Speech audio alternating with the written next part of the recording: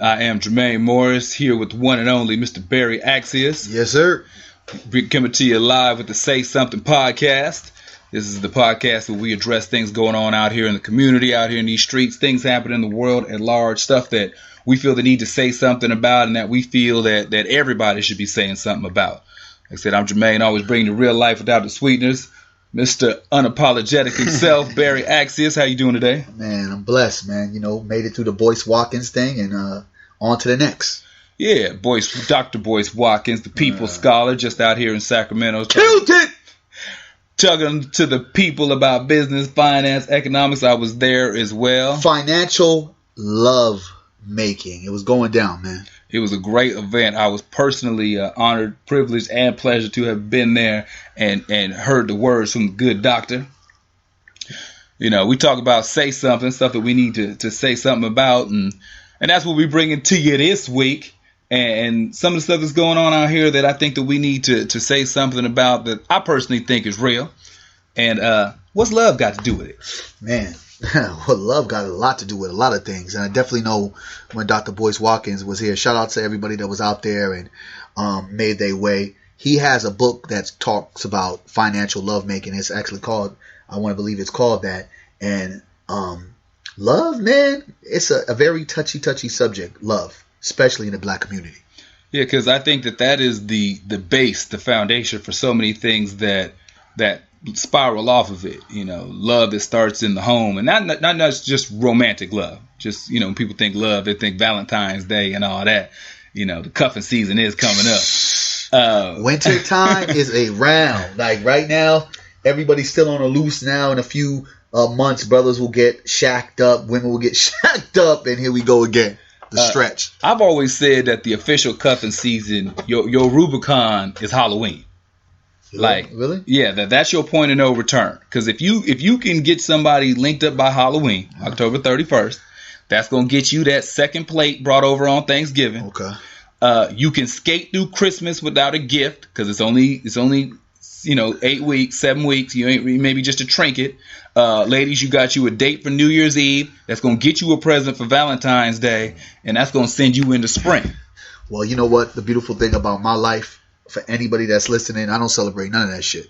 Yeah, I'm talking about them folks out there. I don't either. I don't celebrate. And that's not because Jehovah Witness or nothing like that. I just don't fall into the pagan European made holidays. But in the same sense, I remember those days and those moments. You had it's funny that you break it in that time frame, because if you really think about it, I mean, that is true. I mean, you run around here, you're free as a bird, and then around the wintertime, you're like a bear and you're ready to hibernate. Go in there with your cup and your cubs and just kind of chill out and max and relax. And then at the same time, now you're thinking about, dang, there's a holiday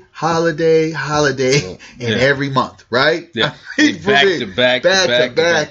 Man, you talking about paper being spent. But I feel it like when you're in a relationship, I think that everybody should be celebrated in a relationship out of love, not for the fact of presents because it falls on that holiday. That's just me. I personally agree with you. And like I said, those holidays aren't ones that I personally subscribe to, but I do know a bulk of folks out there do. And that's why I always, when I talk to folks and they start talking about that cuffing season, I tell them, don't cuff up too early. You cuff up too early. What you talking about cuffing up too early? Because they might have not picked that good cuddle buddy. You're going to get hit on the economic side of the game. You cuff too early, you're going to be breaking a little bread at Christmas. You're going to be doing those little things on the timeline. Because you remember, too, the cuffing season is not, quote unquote, your significant other. The cuffing season is really just your settle down months. Because depending, like, but it could be your significent other. I mean, a lot of brothers done cuffed up, and next thing you know, cuddled up, and next thing you know, married up. So let's not. It do happen. It happens. But shoot, there's a whole lot of Netflix and chill babies out there too. But so that's the new Horizon babies right there. Yeah. So it does happen. But I'm talking, if you go in it, see, we have a luxury, and I know you can hear this anywhere, but we're in California, and so our winters aren't like some folks' winters. Yeah. Like our winters, it'll be December and you can still come outside with a light jacket. No doubt. You know, so and I ain't gonna sit there and say I love these kind of winters. I don't want to deal with when I used to live back home in the East Coast. That's a harsh winter, man. Yeah, so that's where the cuffing season. The cuffing season is not a California West Coast thing that started. You know, with us, you can still be out in the club in December. Whereas once you get back east, you got about October. Yes, sir. When the weather changes, like I said, time you hit Halloween, that's a wrap. That's the last time you out. Because right now, when you all listen to this, it is sunny as hell in the day that we're at today. Sunny as hell, shorts on, slippers on. I got shorts on. We both got T-shirts on, no jacket. No doubt. So we a little bit different. But we're talking about love. You know, the cuffing season is real too. Talking about where have we become now? What significance do we place on love? Like, you know, the old days of being a kid, they tell you to grow up, get a job, find a good man / woman, you know, get married, have babies, have a family, a life, whatever. How much of that is even promoted anymore? Love. Love. Love. It all depends on how you stretch it. I mean, and what kind of community are we in talking about love? Because if we want to talk about the black community, you know, the love thing, I don't even think that's a conversation that even happens nowadays. I don't even really necessarily think that people focus on love as much as they should. Yeah. I think that we have a very it's a thin line between love and lust. Okay. You have a lot of people that do more lusting than loving. I think that lust has actually replaced love, where a lot of us be thinking that we loving somebody but really lusting for somebody. I agree with you completely, and I think that when you couple that with this independent woman, I don't need a man craze / these hoes ain't loyal, on top of just lusting after each other, there's no real foundation for love. You know, if you got women who are going to the mentality of I don't need a man for anything, you got men going to the mentality of either women are nothing but for me to exploit, or they don't have any real value. Nah. And then you're just lusting for one another because she looked good in them jeans, or he looked like he's taking advantage of his 24-hour membership. That's going to make it real hard to have a real foundation, especially when you start having kids. And then the thing about it is even worse now, because you think that this stuff would play out. But you find yourself really realizing that, dude, all across the board, from age, gender, race, it doesn't matter. It's like everybody is having these issues. Like, I thought when I got older, love and being with a significant other would be a lot easier, but to be honest with you, it's like more harder, because you're so caught up in doing the things that you're supposed to be doing, like building whatever foundation you're building. And if you don't have that person that's connected with you and building that foundation, I don't think anybody has time to waste time. So you play your cards like, is that the person that's going to be the one that I can see with me every day? And then you have a lot of people that bring in baggage. So a lot of people aren't leaving their baggage at the baggage claim at the airport. They're bringing that baggage with them. I think that that's huge. And I think that we don't speak about each other enough. Like, what do you mean by that? I mean, like, as in, like, the philosophy, like with men, and a lot of us, we do it even if we've never attached like a phrase to it. But I think with men, in most cases, the first 30 years you learn, the second 30 years you earn. So a lot of times, dudes in our late teens, 20s, we just kind of out there. We trying to figure out what we like, what we into, what's going on, whatever. But when you hit 30, you like, I got to get my money right. Like, if you turn 30 years old and your paper ain't straight, that becomes the focus. The focus, for sure. So if you get with a woman after you're 30, if she hasn't been put up on that game, like if she don't know, you know, she ain't building with you. Yeah. If you know, 32, 33, 34, you looking for the wild, carefree 25-year-old dude, he's gone. Yeah. You know, so if you meet him at 34, 35, he on the grind. Yeah. Because being broke at 40 should be terrifying for a man. Whew. So Lord, I mean, I feel like in the moments where I've been in a lot of different relationships that I've had, not many, but I feel like there are relationships, regardless if you're boyfriend and girlfriend. I think that I have been on my grind for so long that even with a person that says they believe, or even if a person thinks that they can handle it, they really can't handle it. Because one, you don't know when it's going to actually come to a point where you're feeling confident, the money's coming in, The bills are getting paid on time, and you have some extra dough to kind of do some things, right? You splurge a little bit, take a vacation, and we're not talking about just a vacation down in San Francisco, like a real vacation, a real vacation, passports maybe included, just maybe, or if you're not doing the passport joints, you're at least doing 3 states, right? So in that sense, I feel like those moments, a lot of times, the women, unfortunately, this is not all the time, but a lot of times the women have already focused on juggling, having a little bit of a wild side, but at the same time taking care of the business. Where a lot of the men, we kind of wild side, not worried about the business because we're having bailouts by other women, and particularly running with our friends and thinking that any kind of scheme our friends come up with might be that scheme to get us rich in 1 week or something like that. Once we come back into our reality, like, shit has got real, we're trying to get our stuff together, where you'll meet certain women that have their stuff together. And if this not flowing and the focus of what you guys are doing together is joint, then it becomes this other type of thing. Because I've had situations where I've had to move in different career choices where the woman was in her career navigating. It was like we struggled together because we were both on the same playing field, right? Okay. Then all of a sudden, she kind of navigated, because like when you're going to get your degree and you have a career idea, the blueprint is easy. It's like, okay, 4 years or 5 years, right? Masters, another 2 or 3. Bam. As long as you follow the procedures, you're good. Entrepreneurship, that's a whole different level. No 9 to 5. It's wake up to go to bed. One day you could be on top of the world. The next day, the day after that, and the day after that, you could be in Schitt's Creek. So when you have that, some women aren't willing to stay or participate in that movement. Well, I think something that I think that's very important, and something that I think that we need to say something about when it comes to raising these kids and the environment that we're in, is that I always refer to it as the end game. And so I think something that needs to be stressed is that a man's end game and a woman's end game are not the same. And what I mean is the same is at the same time period. So you find women who turn 28 and they're like, I've been on my job, already got my degree, I've already, quote unquote, got my shit together. Whereas the man who's 34, 35 is still trying to work his stuff out. The difference is because a woman's end game is 30.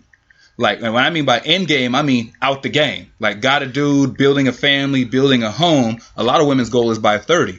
Whereas a man, it's 40. Because realistically, a dude can be 36, 37, 38. Now his paper is cool, so he goes and gets him a 26-year-old. That's a little bit... Well, 37, 36, 37, 38 with a 26, 27, 28 is very common. No, it's very common, but it's just like, ugh. But why I say the end game factor is that because if he wants to have kids and have a family, there's no shot clock running out on us. So we can be 38. Clock's running on you, babe. Yeah, so we can be 37, 38, get our paper square, now get into a serious relationship with a woman that's 28, 29, 30. Whereas if a woman wants to have a family and stuff together, she can't wait till she's 37, 38, 39. So she's now 30, looking for that degree of responsibility and accountability out of a dude who just may not be there yet. Yes. So if you get with the man, if you 29, you got your degree and maybe you got your own home or whatever, and he's 35, still trying to work his stuff out, you got to understand what you signed up for, that the race is not the same. Yeah. The pace is not the same. Yeah. So you got to be more so on not so much what I got, but how can we come together to get to where we both want to be. Yeah. And I don't see that happening so much. It gets too much of one-to-one. Yeah. You know, and so it's not the same race. And so I think that we need to get back on the idea, because if love is the foundation of creating something together, we don't hold up who's got a degree and who doesn't. We don't compare pockets. Well, we shouldn't. We shouldn't. But society... I'm saying if love is the base. True. But society has created... Like, I've heard a lot of sisters tell me, good dick can't pay the bills. Yeah. And we go to that vice versa. Yeah. Well, you know what I mean? Can't pay the bills either, right? So, at the same time, I think nobody wants to be with a person that's not being able to hold the end of the bargain. Yeah. And with me, I look at it on a level of, like, I don't care if you have a degree. I don't give a damn about none of that stuff. What I do care about is that you're bringing some kind of income. You support what I'm doing as I can support you. And then we get together and we can build something We can be entrepreneurs together, Yeah. not just sitting there clocking in, clocking out. I do believe that in a sense of kind of trying to make sure that we're living the dream that we want to live, that somebody has a secure set income until whatever we're building can stay concrete. Yeah. I rather me, myself, be the one that's out there pushing what we're trying to make concrete. But at the same time, if the woman has something that is so to the point where, okay, this is what it is. I got the winning plan. The winning team is going to be right she here. She came up with the blueprint. You know, the blueprint is right. You might need to go fall back. I'll fall back. But love, dog, I don't think that we're as genuine with love as we should be, just for the simple fact that there's so much access to everything else. Yeah. You know, before what you said, it was really simple. It was like, damn, find a person with a degree, find a person with a good stable job, good income. I'm out. You know what I'm saying? As long as I could kiss them and sleep with them, you know, no harm, no foul. Right now, bruh, I could just chime in on Facebook or on Instagram or Twitter or whatever, and I have I got more access to so many different things that I think the love idea in general is still an idea that we should still run and carry on, but the access to so many different things that we are not used to seeing, I think enables us to sometimes fall in line like we should. Okay, I agree with you. And so I guess saying something on the question of how much, now granted, social media and all that stuff has given what used to be elite access to everybody. So it used to be once upon a time you had to have been somebody. Yeah. Maybe you was an athlete, entertainer, you had a little bit of paper, nice car, prestige in your community to get as much access to members of the opposite sex that now sliding in the DMs and all that stuff gives you now. Yeah. You know, now the internet in your phone is giving you access to people in other states, other cities. You got all these sites that will tell you how many broads or how many dudes are 10 miles or 5 miles from your house that's looking to let you know what that mouth do though. So now that access that used to be for an elite small group of people, everybody's got access to. And then you go ahead, bro. Go ahead. So what is it going to take, I guess, to get people past what you could do for what you should do? Well, here's my thing. Some of these women got to stop showing all of their beauty on these pictures, whether it's Instagram, Snapchat, whatever, Facebook, whatever. It's like, come on now, you know. And then you get mad at the thirsty Negro, who's the thirsty a DM Negro that's all up in your inbox, you know, telling you whatever you want him to hear, you wanted to hear, or anything out of the ordinary. But then you're sitting there saying, oh, why do these guys get so thirsty? Why are you putting these pictures out there? So that's one thing. So I mean, it always keeps the mind, because the mind used to be able to, let's imagine. Yeah. Now that same girl that you imagined, you just saw her just walking through the mall one day. Now you can actually find that girl online. Yeah. And imagine so much more with all the pictures that you find. And that is nobody's fault. That's nobody's fault. So it's not. Yeah, this is not a blame game. It's not a blame game. This is just a what is. I just do think that sometimes I feel like, in a sense of what you want to approach you, don't get upset at brothers coming at you when you're showing us like, hey, that you may be approachable, right? Yeah. Like, I don't want my woman or my wife to be sending out certain pictures. Yeah. Like, there's girls that I've dated. You know, I just kind of, you know, we just dated and I just kind of watch how they move and they groove. And it's like, you're starving for attention. Yeah. You looking for whatever male attention will come your way. You're doing certain pictures, and it's different when a man puts up a picture than a woman puts up a picture. Big difference. Bottom line, right? We put pictures up all day. It could be our nice smiling face or our suits. What is it? Whoa, a woman goes, oh, you're just looking so handsome. This is like kids play, right? Yeah. With a woman, it's like, you know, booty on the sink. Oh, not only that, booty's on the sink. It could be the smallest ones, the pictures, you know, those little looks that they give, and their hair looking right, their lips all gloss. Come on, man. Like, what are you asking, and who are you trying to get in your inbox? Who are you trying to get in your DM? One thing I can say, definitely, that creates this love and lust is there's no trust. There's no trust between men and women. That's what creates this thing where we're looking and having a conversation of this, is love even a factor anymore? Okay, so if trust is gone And it's kind of like, I trust him as far as I can see him. Yeah. I trust her as far as the length of my arm. Like, it's that bare minimum trust. So that would explain how we are where we are, in the sense of how the idea of monogamous relationships sounds like translating German to Japanese, and the idea of people, what used to be the norm or even the goal, is now fairy tale. You know, fall in love, two people being committed to each other, riding it out through the storm and the good and the bad, and it just being them and them. You ask people on the street, they're like, that don't happen. You know, not unless you're under 50. If you're over 50, you know, there's nobody, you know, under 50 who's about that type of life.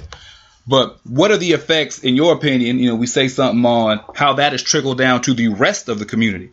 Because if you got that degree of distrust and that lack of connection and superficial reasons why you're together, she looked hot when you saw the booty on the sink pose, or he had his shirt off with some tats leaning on the car. That's what brought y'all together. Man. He had some slick lines in the DM, and then you let him know what that mouth do, and now all of a sudden y'all got babies. Like, how does that trickle down into the rest of the community? Like, you didn't start on a strong foundation, so what does that look like? What is foundation then? Like, y'all just got with each other because you was cute. It was October when you met. It went into the cuffing season. It was too cold to go out, so you was Netflix and chilling. Yeah. Now summertime 2017, you got a baby coming. I just think it's we look at the foundation. What is the foundation and what has it been set on? And then at the same time, how are we looking at each other, right? How are we looking at each other? Are we looking at each other as a come up, right?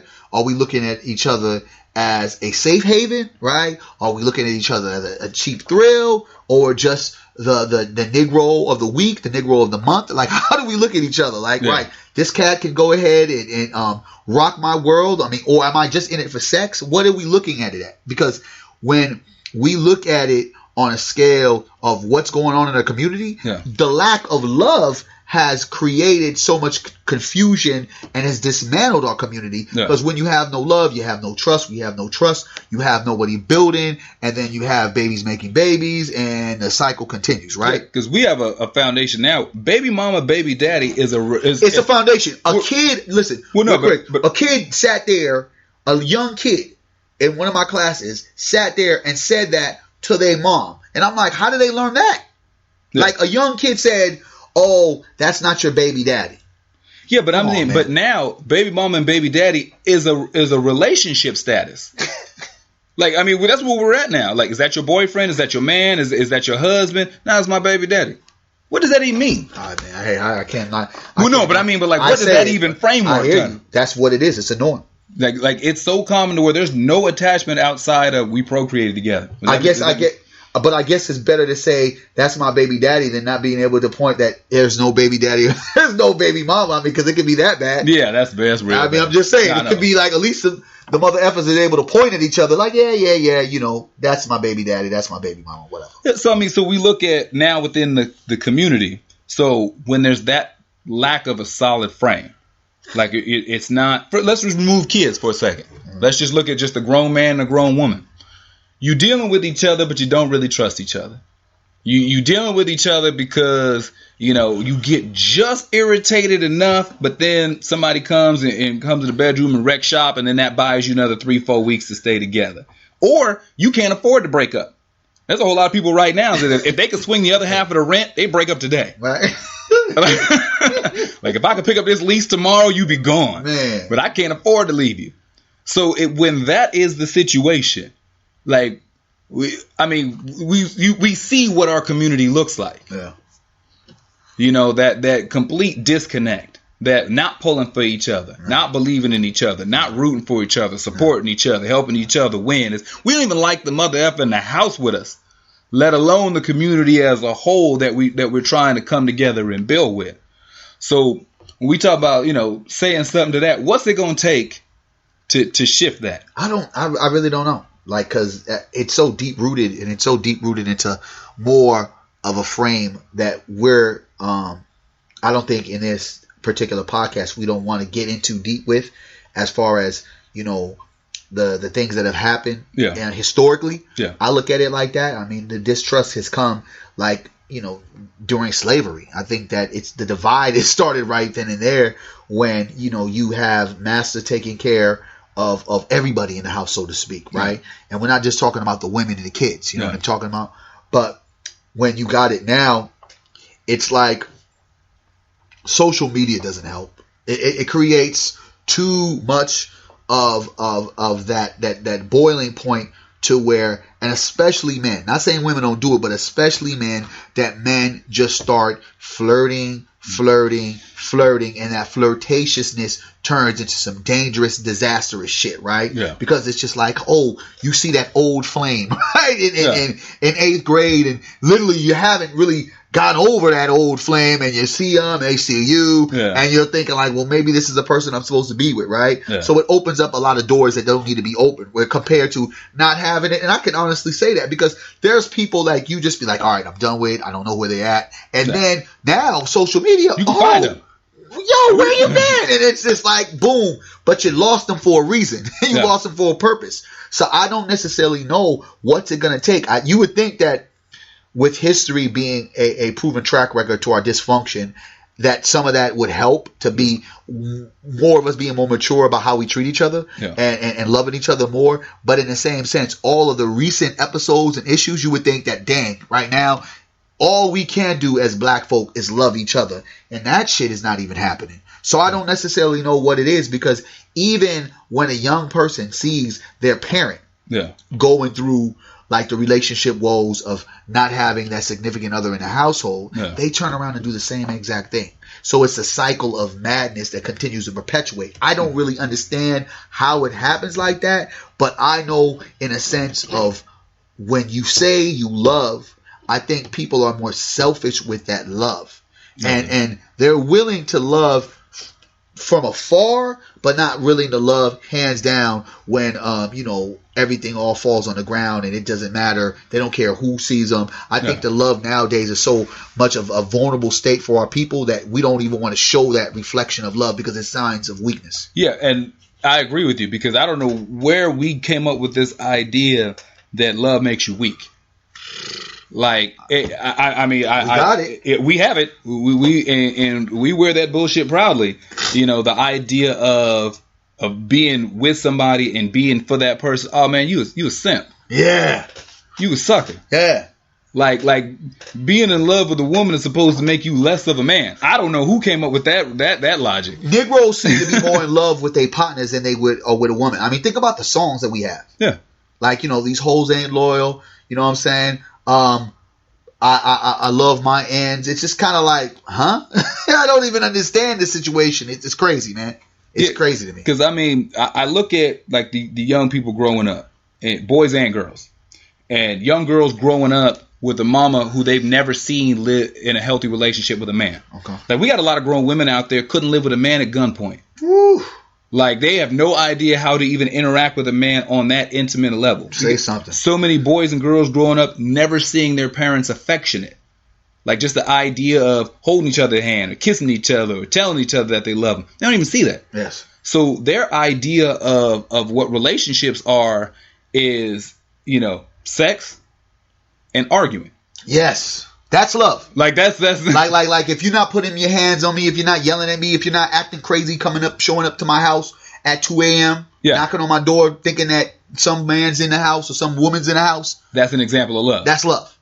That's just crazy. Yeah, it's almost to the point to where dysfunctional relationships have become so much of the norm that that's what people think it's supposed to look like. Bro, like, I've just thought about some of the most dysfunctional encounters I've had with women. And the fact that sometimes we as men carry on the dysfunction, as we really in their mind think sometimes, you know what, they really must like me. They're crazy. Ain't nothing but craziness. There's no love. It's just craziness. You need to get checked out, and you need to check your ass up out of that whole situation, because all that does is it creates more mistrust. It creates more animosity. Yeah. And you never ever really get over some of the crazy things that people do to you. Never. Yeah, and we got to the point to where having relationships that are so full of dysfunction has kind of removed what our children look for when it comes to relationships. So with no two-parent in the household, where there's not a loving environment, of care and concern. You got young boys who grow up not learning the significance of being a protector and a provider within the house, because that's not the male's responsibility in the house. They looked at it. They've learned to be runners. Yeah. Literally run, take, and hide from your responsibility. So now that being said, there's no guard at the door. So as a man's job to protect and provide for the house, that's not just, bill paying. That's the guard dog. That's the one who's supposed to screen the little boys coming around looking for his daughters. That's supposed to be the dude who's the first line of defense against predators coming into the house. That's supposed to be the person who protects the homestead. Yeah. And with nobody there, we got a community now that's just exposed. Yes. I definitely believe that it's just exposed.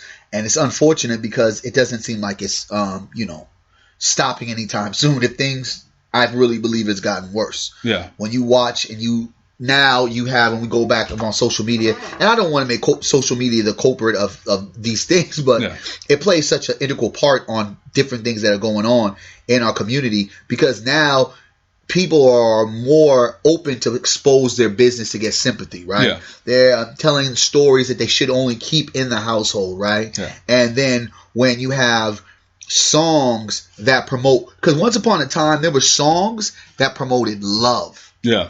There was, of course, songs that promoted ignorance, but the balance off was love. Yeah. Like, I remember being able to listen to an Ice Cube song, an NWA song, and just being amped up, but then being chilled out with a Guy CD, a Jodeci CD, right? Troop, all I do is think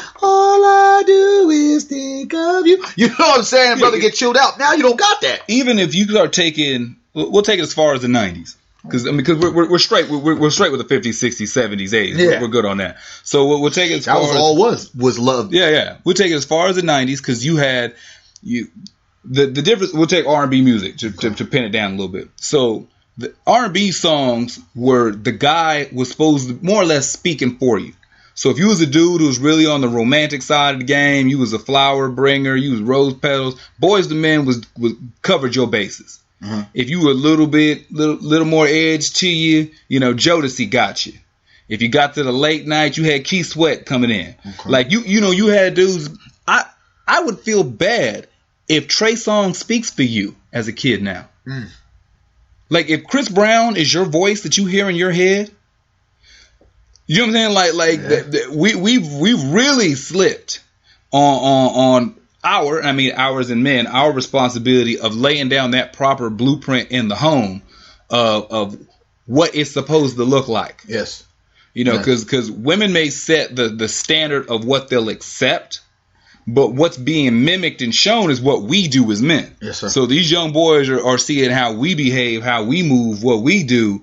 And if that's the voice that these little young dudes is hearing in their head, it's gonna be sad. Oh, it's not only sad, it creates corruption. And like before, R&B music was R&B music. Yeah. It wasn't hip hop.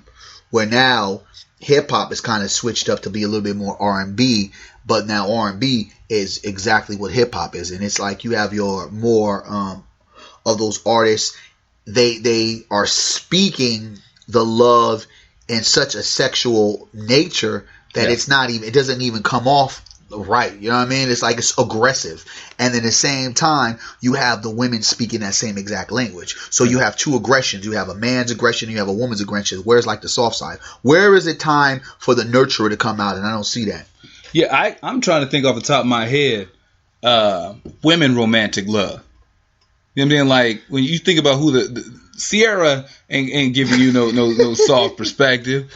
You ain't getting that. What I mean? They have them, bro. But if you're not buying a CD, you're not buying the B side. They're not going to hear it. Yeah. So again, that's us waiting for what we're being spoon fed. Yeah. So if the media, and that's why the media plays such a integral part of this love that we're talking about. Why is this love separated? When you listen to the music that blacks are being promoted, most of it is what? It's disrespectful. Yeah. It's sexual in content, right? Yeah. And there's nothing that provides. It's what's the word I'm looking for? It's There's no balance to it. No, There's no balance. offset. No, there's no offset. It's sexual. A lot of partners. Yeah, promiscuous. Yeah, promiscuity. They're promoting promiscuity to the point where you like. If I'm listening to this, I'm like, what I want one girl for? Yeah, you know what I'm talking about. And even when dirty scumbags like R. Kelly, when we found out he was a pedophile, the wordplay was so much better that they're talking about a lot of sex, but you didn't really know that. Yeah, you can go back, and even though you go back R. Kelly's first album. Now, for some people, they think 12 Play was the first album. No. R. Kelly in the Public Announcement, his first album, where it was Slow Dance, Honey Love. Like, he came out the gates on the sexual stuff. But I remember hearing, Slow Dance is a school dance. Like, you could still be the innuendos being there, the overall theme being there, but you could still, there was a degree of class to it, almost, if you want to say. But what I look at is that we've got such a disconnect, and though it's not in the music, if a Music Soul Child came out now, he's a sucker. If Babyface came out now, he's a punk. That's sucker music. Yeah, he's a punk. Always sucker music, bro. Always. Babyface drops in 2016. He's a punk. No. And you notice from their album sales, they can't. They sell to those people like us. Yeah, they just tore. I mean, tore off the catalog. Definitely tore up the catalog. Drop an album here and there. Yeah, they ain't worried about no new fan base. But they're getting the older generation, us, and some of the mellow down generation after the ones listening to all the crazy shit. Yeah. It's dog. It has diluted our value for love. I really believe when you cannot balance that. Yeah. When you can't go from, I'm going to listen to all this hard shit to where, damn, you really get, I remember like writing letters. Yeah. And bringing girls flowers. Like, all that those stuff. Things was, were cool. Taking girls on a long walk, and now it's like. You just trying to find out what that mouth do now. Ain't nobody trying to go on long walks unless there's an automatic set in to this. Like if we're not going on to the long walk, hitting that corner behind the trees, right? We ain't just walking just for cardio. We definitely not walking just to look at the sunset. Yeah, how much sunset your ass for real? Okay, so how much of this is now? Granted, if the media doesn't promote it, like I said, Babyface can't drop in 2016. How much of this now? Because the stuff that we got to say something to as the generation that's older. Yeah. So it's not. I'm not talking about the 13, 14, 15. I'm talking about us in our 30s and 40s. Like, why are we so removed? Because we didn't grow up in this era. We grew up in an era that still spoke about love, but we've abandoned it. Well, because the thing about it, you have to look at the situation. What is being promoted to us? No. I'm talking about our generation. No, but I'm saying, again, what is being promoted to us? You got to understand, even those guys that we relied on, like the ushers, look at what they're putting out there. Make you say, come on. It's everyone has shifted. Those same people. I get it. Who we listened to, might have looked up to, they're now on reality TV shows acting as ratchet as possible. What is being shown in the black community that shows actual real love? In the streets, ain't no love. Motherfuckers are snitching on each other, right? In the household, mom's gone, dad's gone. There ain't no love in the household, right? Yeah. The way we treat each other, it's almost gone to shit. I get that, and I agree with you, and that's why I'm saying something about the problem in the sense of we look at finished result, disconnect. All these babies being born, to single parent households. Because there's something about the rate. We look at 70% roughly of black children born in America are born out of wedlock. Doesn't necessarily mean that they're just crazy. What'd you say? Roughly 70%. Now, what that means is that it doesn't mean that they don't stay together. No, I understand it. No, just to clarify for everybody, because a lot of people take that number and they look at it all. Because you could be together for 40 years, raise up a house full of kids and grandkids, and just never got married. Yeah. So those are included also. There's a lot of folks that don't get married, or when the child was born, they weren't married. Then they got married after their second kid, been together 7 years, then they got married. Yes, sir. So just to put that proper framework, because that number gets skewed. People think that don't know black kids be grown to parent. No, it just means at the time you were born, your parents weren't married. Yeah. And so when we look at the numbers too, a lot of black women in America get married in their 40s and 50s. Like when you go statistically per race, black women they are the least getting married in their 20s and early 30s. But most black women are getting married in their 40s and 50s. By 50, most black women have caught up statistically. Okay. It's just that we're just not getting on the front end. So what that says is that in the race that we in now, our leg of the race, these 30s going into 40, what is it we are just like, what do we got to do?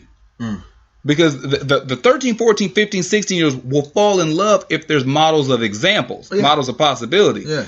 But I mean, I'm just saying something to, like, I get it as a man, like, just for put it in the proper framework too for folks at home. We are in Sacramento, California, a city that has a 3-to-1 female to male ratio. And because of our housing market from the Bay Area, which is about roughly 80 miles from here, the price is through the roof. Yeah. Like you paying $1,500 for a studio in a bad part of town. So because of that influx in their rate, we got a lot of people who moved here because it's cheaper, but that raised our homosexual population. Now, why that matters is because you increase the homosexual population, change the female to male heterosexual population to close to 4 to 5 females to 1 man. So now, you got more men who moved here, but they're not looking for women. So so it changed the scope to now it's about almost 5-to-1 female to male in Sacramento. This just sounds crazy to me. Which is why, if you look, how many dudes in our position are looking to settle down? Not that many. Like, I mean, you walk out in these streets, you become a real hot commodity. And heck, it don't have to have anything to bring to the table. What you say that these brothers is bringing to the table nowadays, and women are accepting it. You said something funny. The basis, all you need. Yeah, this hurts. I say it all the time for what dudes need. If you have a job, doesn't matter how much you make. Yeah. You're just employed somewhere. You have a car. Doesn't matter how nice it is. You just have a form of transportation. You got a place to live without roommates. Doesn't matter how nice the spot is. It could be a 1-bedroom, it could be a studio, as long as you got your own place to yourself. You've never been to jail and you don't have any kids. You are the upper echelon of single men in this region. Wow. That criteria alone. And if women don't believe that, oh no, we want more than that. Now, let your girlfriend call you today and say, I got this dude. Well, what about him? He got his own spot. He got a job. He got a car. He ain't got no felonies. He ain't got no babies. You gonna say, sign me up. You ain't gonna ask if he's right with Jesus. You ain't gonna ask if he's good to his mama. You ain't gonna ask any of them other. What's his personality like? Is he tall? Is he funny? Is he cared? None of that. You covered in 5 base things as a man. 5 base rules. Now that's base. That puts you in the top tier. So now maybe you served a minute. So you got a felony. That's still good. Yeah. Or maybe you got 1 or 2 babies. Yeah. Or both. Yeah. Long as you're taking care of them. But you still got no. Taking care of them. Come on now. How many women done got with a dude that got a baby that he don't see? Oh man, don't kill our queens out like that. I got more trust and love for them, man. We gotta say it's real though. How many women are baby mama number 2, 3, or 4? I don't understand none of that shit. I don't get it. Like, I don't understand it. But you get it. You know they're out there. I get it, but I don't understand it because I would think that once you deal with one bum-ass Negro, how can you fall into the other bum-ass Negro? But then you get to the other bum-ass Negro, then you get to the third bum-ass Negro. You didn't figure that shit out? But let's look at this, too. We're talking about women who are young. I get it if you're 45, and in the course of your life, you've had 3 babies by 3 men. You got pregnant at 17. Then you settled down and got married and had one with your husband at 28. Then y'all didn't work out, and then you got with a new man and had another one because he didn't have any, so you had another baby at 35. You could be 40 years old and have 3 kids by 3 men. Okay. That ain't who we talking about. Yeah. We talking about 25-year-olds, 27-year-olds with 3 kids by 3 dudes. Or get with a dude who's not even 30, who's got 3 kids by 3 different women. Like, the bar is so low. Like, the game is so messed up. Like, I know it's just 2 dudes talking right now, but how we get this back? Because we off the rails right now. But here's the thing about it. We can't get anything back if, one, we don't start talking about the problem. Yeah. And I think that we don't specify or really react to the things that you're saying, because, I mean, you was going in and I was thinking like, damn, it's pretty sad, because I think the majority never cares about the minority and the minority never cares about the majority, right? Okay. So as long as I got mine, you know, you're going to have to figure out getting yours. Yeah. And I really do believe, just as much as you say that the women, these are the 5 criteria you have to have, some of those women are very picky at that, because I don't think the 5 criteria that you're saying were that bad. I mean, what's so wrong with a brother having a decent job, a car, living by himself? I mean, what more do you really want? Well, I'm saying, take that base. Most women now are sold on that base alone. So it's not. So you're not adding in all of the morals, it's not if he's nice. It's not as he's fun. It's not his personality. No. It's not his, none of those things. Because you think when you talk about a significant other, you want to start what's his or her heart like. Yeah. Like, are they good people? Yeah. Are they good to be around? Are they, like I'm saying, none of that is even in the 5 criteria. Yeah. None of that's in the 5 bases. Yeah. Like, they could just be horrible, mean-spirited, abusive, like just distant, cold, just bad human beings. Yeah. But because they've got them first 5 bases covered, they stay in demand. They stay in rotation. Yeah.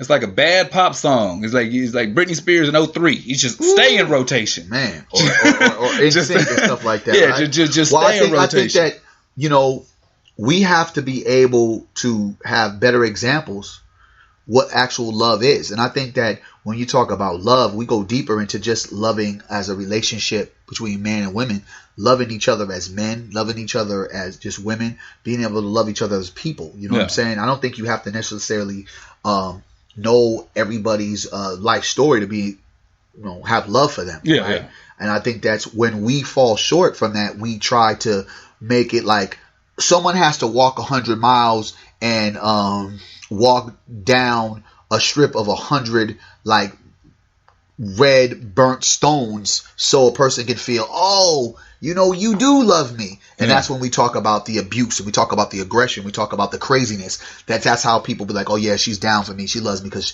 A, B, and C wouldn't have done this, or he wouldn't have done this, right? Okay. So we go into the fact of where do we go if we don't set up these examples. We're never going to be able to get to the point where we need to be if we don't ever talk about what the problem is and what's ailing and why are we not loving each other like we're supposed to. And it goes deeper than just a relationship between men and women. It's just me love you. Yeah. Like, I find it that ironic that there's a lot of men that I could know they have love for their brother, so-called, but then the love that they have, it's so dysfunctional because it's like you love him so much that you'll kill for him. You'll go to jail for him. Yeah. And it's like, that does nothing for anybody. Yeah. Like, I love my squad. Like, you love your squad, but your squad are a bunch of terrorists, right? Yeah. On the streets, compared to, I love you enough to say, bro, that's not a good look. I'm going to stop you from doing. Yeah, like the love that we have is so deranged, where we love each other to be like, I'm finna go get that because he hit my hitter, I'm going to hit his hitter, right? Yeah. And we need to be in the love of, nah, bruh. You don't need to go that far. I love you enough to save you from yourself. No, sister, you don't need to go sell that. You don't need to be doing that. Go get off these streets. Yeah. It's almost kind of like our love is a selfish kind of love. It's not unconditional. Okay, so I agree with you. And so something that jumped out when you were saying that is something that I personally noticed and that we had and I'm not even going to call it a problem. I'm not going to attach a judgment to it. It's just something that we do. We equate our lives and give validity to our struggle. Like, we don't look at accomplishments by like success. We look at how much bull we went through. Huh.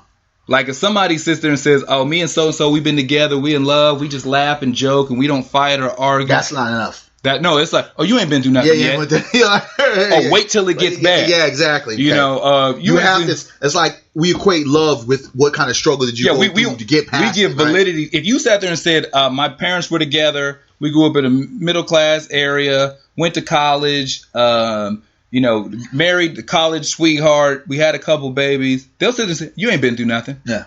You ain't lived. Yeah. You don't know what it's like. You ain't been there. Unless you've been through hell, you don't get any. We don't give validity or praise or good attachment to good things. We have, like the word you, deranged. We have such a deranged and distorted view of what we give value to. Yeah. Like that's what we do dudes all the time out in the streets. That dude who walked the straight and narrow, the square bear. Oh, he gets no love. He gets no love because he ain't done nothing. That's it. You ain't never been in no fight. What kind of man are you? You ain't been in no fight. Like, I mean, you ain't never been to jail. You not being going to jail is kind of like, oh man, you're not a real. You're not one of the real ones. You ain't real because you got good grades in school. Christ, you watched the straight and narrow, and that becomes the problem, bro. We cannot attach love and dysfunction all at the same things. Dysfunction is dysfunction. Yeah. So if I have to be dysfunctional for you to love me, that's crazy. Exactly. Okay, I shouldn't have to go through a struggle. Like, what is it? What's the comment saying that love is not pain? Where in turn that we really feel that pain is love. Yeah. And this is so kind of, this is a tattoo sentence that we've had in our black community where we honestly feel that if we are not being hurt, if we're not going through something, if we're not struggling in some type of aspect, that the love is there. Like, you don't care about me. Like, I go to jail and you're not writing me, so that means you don't love me. Yeah. I just don't write motherfuckers that go to jail. That don't mean I don't love you. Right? Yeah. You were not there for me when so-and-so said these different things to me. Well, motherfucker, you never should have poked the bear, and they wouldn't have said nothing to you. Our examples of love are just fucking crazy. And then, and I know we use the phrase unconditional love, and typically when we attach that, it's to your love for your children. Like, regardless of what your children are or aren't, you love them. But you got to love to. Okay, there has to be a love to a certain extent. Okay, but I'm saying remove that one example. I believe every other form of love is conditional, and it should be. If you get into a romantic relationship with somebody, men and women, or whatever else you'll get down is, you get into a romantic relationship, there should be conditions based upon that love. Because if you're saying you don't love me unconditionally, lying to me, honesty is a condition. Being trustworthy is a condition. Okay. Being faithful is a condition. Being like I'm not just gonna love you if you cheat on me, lie to me, steal from me, treat me wrong. I'm not just gonna keep loving you. And you shouldn't. Yeah. So I think we need to get away from that sort of stuff because we say those things. Well, if you know what is that? What's that horrible hoe quote? If you can't handle me at my worst, you don't deserve me at my best. That stupid philosophy that a lot of women attach themselves to. I hate that. That Marilyn Monroe hoe quote. And let me just sidebar for some of you ladies out there. If you ever speak that phrase out your mouth, just draw your hand out, hold it extended as far as you possibly can. Look at your hand like you're trying to tell your own future. Draw back as far as you can and slap yourself silly. Because that is a horrible phrase that you should never, ever spout out of your mouth. And real quick, why? If you say that somebody can't handle you at your worst, that they don't deserve you at your best, that means if I'm not willing or someone's not willing to deal with your erratic behavior, your emotional mood swings, you're being unloving, untrusting, unfaithful, you being the most horrific side of your personality and being that you can possibly be. If someone's not willing to deal with you being violent, being abusive, being hurtful and harmful, they don't deserve your love, your compassion, your empathy, or your support. That is the most retarded thinking on the planet. So abandon that philosophy if you have it. And a lot of people have that philosophy. A lot of people do. You should not have to be victim to somebody's worst sides of them in order to feel the love of what they can be. That is the love that people draw to now. I get that. That's what we're saying something about it. Because I've heard too many women sit there and say, like, you know, you should be able to take the full brunt of how horrible a human being can be to experience all the love they have to give. I don't have time in a day to honestly, and this is no knock on nobody, to like deal with your daddy issues. You know what I'm saying? I get that. Where it affects us, affects me. Because if you're not willing to talk, get therapy, really to work through that shit, like, what do you want me to do? Yeah. And like, a lot of us have those moments where we have daddy issues, we have mommy issues. Like, some girls will say, well, because you haven't had your mom, this is the reason why. I said, you know what? There might have been a season of that, but it's not now.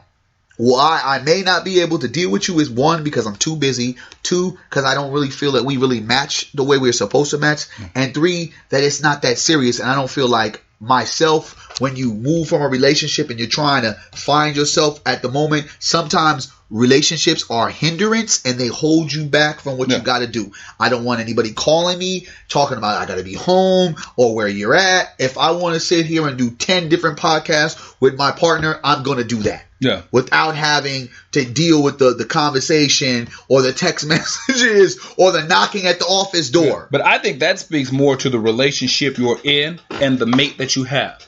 Because if you say I don't know, bro. I think there's a lot of women. No, but here's why. Here's why.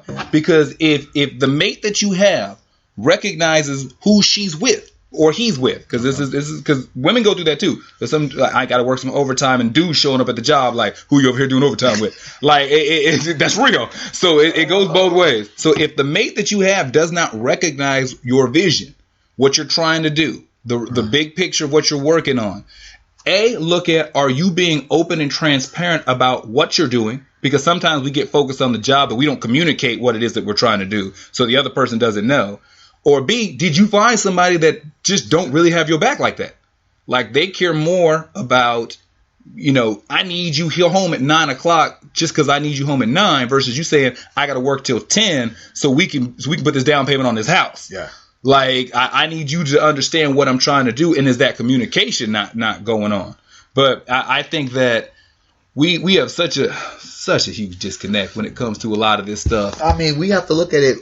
We have such a huge disconnect, but the root of it first, I think we have to recognize that always. Okay. And then at the same time, we haven't had the proper examples. We need more movies like Love and Basketball and Love Jones to come back, like seriously. Yeah. Not the new Morris Chestnut movie coming out or the other Morris Chestnut movie that came out, Perfect Guy, that is like a strangled kind of, it's good stuff. It's good stuff, but it's someone's basic thing. Surrogate woman, surrogate mother, they can't have a child. The surrogate mother goes crazy, and I don't know how it ends. Like on some Hand That Rocks the Cradle type stuff? Yeah, kind of that kind of hoopla. But at the same time, I get it and I love it because it's a black film, so support that. But we need more of that hardcore. This is love, beautiful love, and a nurturing love, with a little bit of dysfunction because it may need that. But it's not ends in dysfunction. It ends in the proper content, and it's okay for us to be in love. And I think that we follow behind so many of these celebrities to find what we're looking for. But it's sad when you have people that are celebrities, and you got like a person like Mary J. Blige, who now her and her husband are getting a divorce. Yeah, and he's going after her paper. You know what I mean? Yeah. So all these different things continue the distrust trail going on because we don't have the proper content nor the examples to say, well, this is what love looks like, especially if it's not in the household. There is no such thing as a 10, 20 year, 40 year relationship. God forbid that someone has it.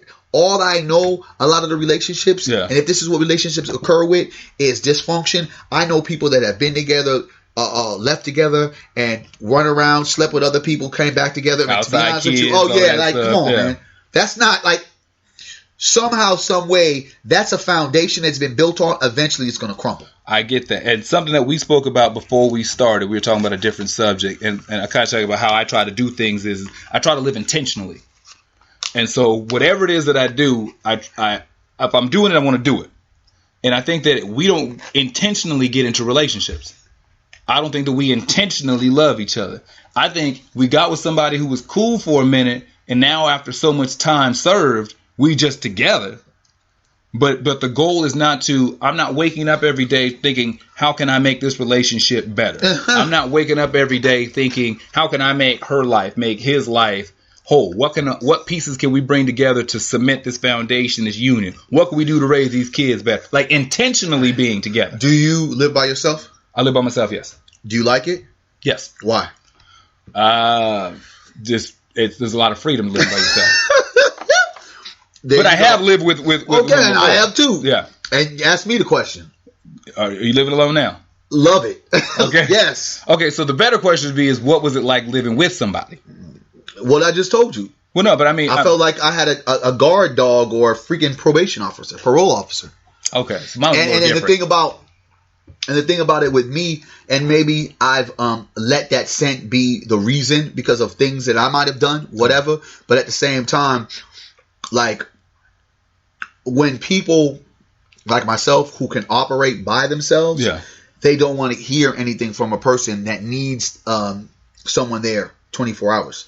And maybe it might be different when I get older, but in the moment that I am, in the career that I have, in the path that I'm at, it just makes it a lot more difficult when you have someone that's not on the same page, same level. Dog. I get that. My experience was that what I try to work on being better. I always consider myself a work in progress, so I'm not a finished job.